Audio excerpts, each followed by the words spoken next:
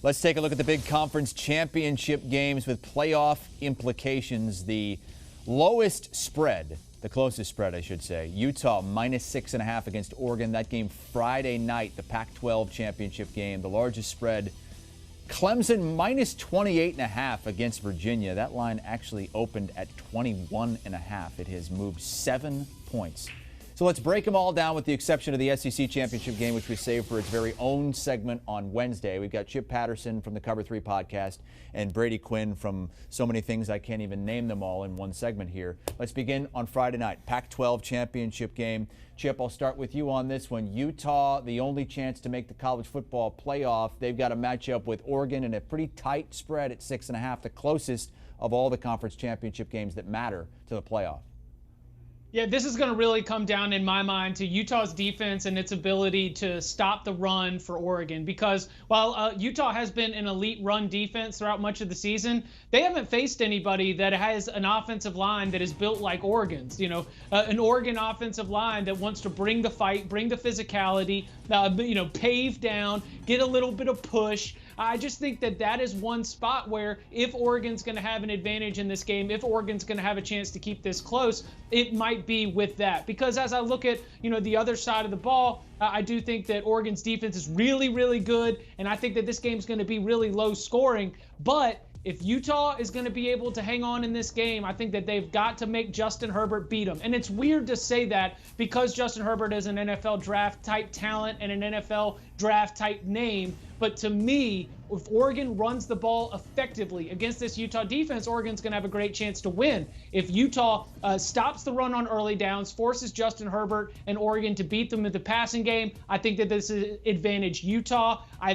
definitely lean Tyler Huntley in the quarterback matchup, and I definitely lean points in terms of taking them with Oregon. But my number one play in this game is going to be on that under, baby. Unders in the 40s if you're dirty, and we're going to be taking it in the Pac-12 championship game. Chip is dirty. Chip, to your point, two offenses that I think have shown at times some inconsistency, and it's going to be a battle of the line of scrimmage. And really the key to watch is that front seven for Utah, which head coach Kyle Whittingham says is the best he's ever had while coaching Utah, going up against that offensive line, 4 of the 5. Really everyone returning as starters up front for them. Penei Sewell is the only one that's not draft eligible, their left tackle, and he's probably the best one. So if you want to check out a matchup to watch throughout the course of the game, Bradley Anae versus Penei Sewell, that edge rusher Anae, we're going against that left tackle. But you're right, this is going to be about whether or not Utah can put this game on Justin Herbert's shoulders, because they typically play a lot of post-high safety defense, meaning they put that extra defender in the box to stop the run and force one-on-one coverage on the outside. So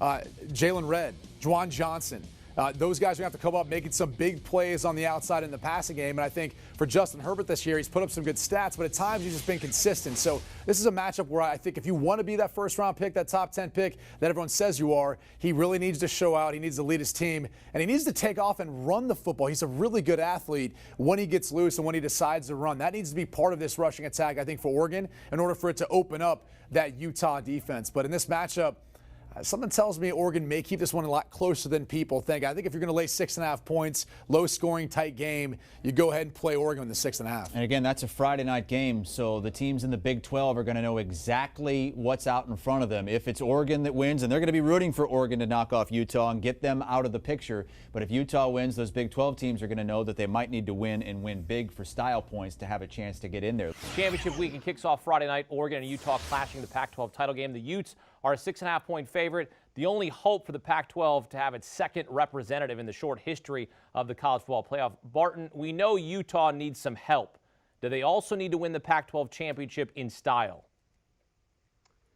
Well, look, I think they just need to win because ultimately, look, I expect LSU to beat Georgia. That's the help you refer to. But I also think when you look at where Utah is ranked, where the Big 12 teams are ranked, and this Oregon team still being a highly respected group by the College Football Playoff Committee, is Utah really in danger of getting jumped if it just beats a really good opponent? And the committee has said for a while now that Utah is better than the Big 12 alternative. So I think Utah goes into this game just trying to get out alive, trying to get out with the win. And for that reason, frankly, and when you look at the matchup here, this is kind of an SEC matchup. It's a huge offensive line for Oregon against this really talented defensive front for Utah. It's a Utah team that wants to run the football and play with an efficient quarterback. It's an Oregon team that really wants to do the same, frankly, less physical in the run game from the backfield, but not exactly the high-powered spread offense we're used to in the Chip Kelly years. So I think this game actually kind of grinds it out a little bit. I'm on the under here. I think Utah wins. I think it's a close game, but I don't think it's going to be very high scoring.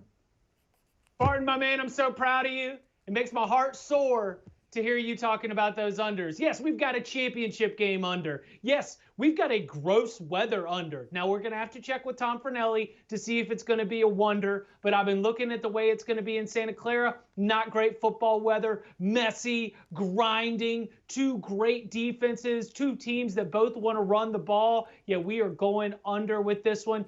And if you want to take Oregon, it is with the idea that this really might be a 17-13, 21-18 type game, and you're just buying up the points with the underdog. But the safe play is going to be on the under because that's what it's going to be. Not the high-flying Pac-12 that you think of when you're thinking about Pac-12 after dark.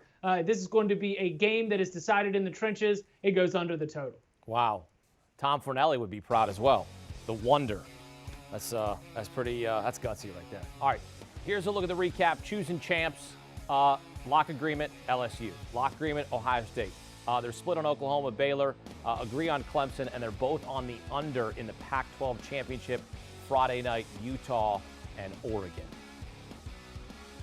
Hey, you want more of the Cover 3 podcast? And the guys, check it out. Perfect call for any diehard college football fan.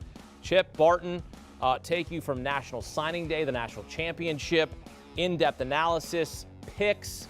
Download and subscribe wherever you download your podcast. You can also get it on the CBS Sports app. Cover 3 podcast. Go get you some.